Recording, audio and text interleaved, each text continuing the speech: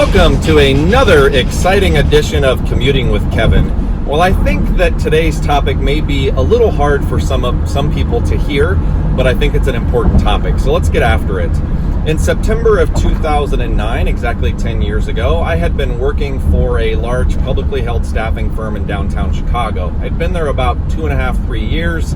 I was a lower to middle of the road producer, and we were going through the largest recession since the Great Depression, and we didn't have very many good salespeople, and I was struggling. The company I worked for saw it fit to put me on a performance plan, basically saying, Kevin, you have 30 days to get your crap in order, or we are going to let you go.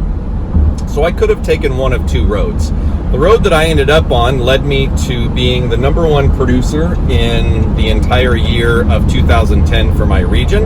I was awarded a trip to Grand Cayman, and the rest is sort of history. So what changed? We didn't get a new boss.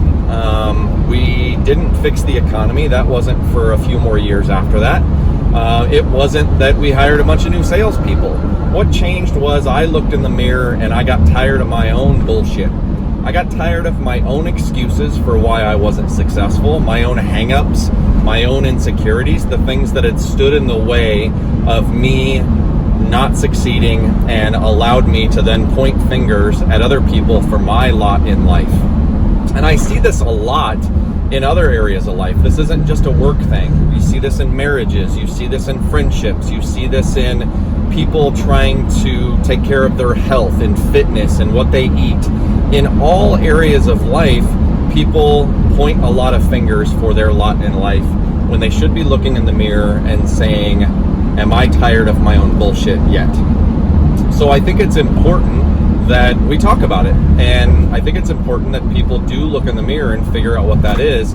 Otherwise, you're going to go from job to job to job. You're going to go from friendship to friendship to friendship.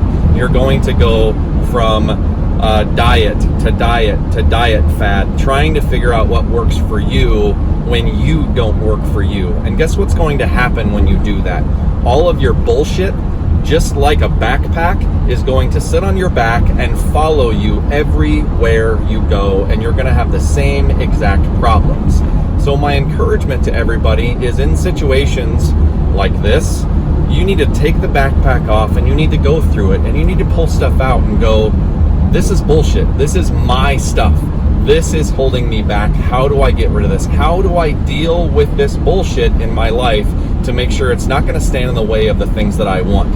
If you are struggling with your finances, but you are buying Starbucks every single morning, or you are going out to lunch every single day, that's bullshit. And that's your problem that you need to deal with so you can then deal with your finances.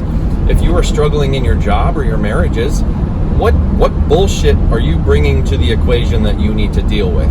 If we can do that, if we can look at those things and unload the weight off your back, it's going to make it a lot easier to get through those things in your life. Once you get through them, folks, I'm telling you, when I look back 10 years ago to where I am right now, it's not even a pride thing. I don't like the word pride, but there is a certain sense of fulfillment knowing that I dealt with it then and I'm dealing with it now. It's not like I'm some sort of cure and hey, hooray for Kevin. I still have bullshit. Everybody does. I still have the backpack, and every now and then I got to open it up and go, this is my bullshit. I got to take care of it. And so my encouragement to everybody that's listening to this is take off your backpack, pull out the bullshit, figure out where it's from, and deal with it.